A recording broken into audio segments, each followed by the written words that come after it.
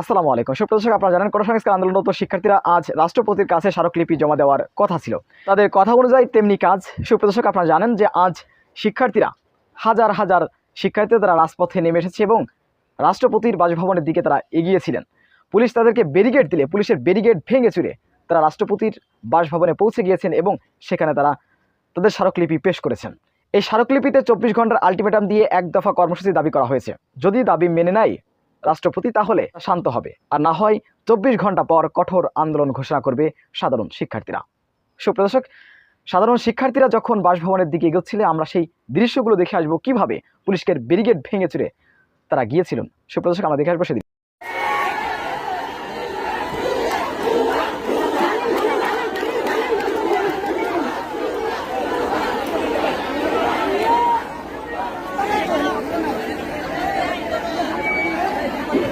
সংগ্রামী ভাইয়ের আমরা একটু শান্ত হই।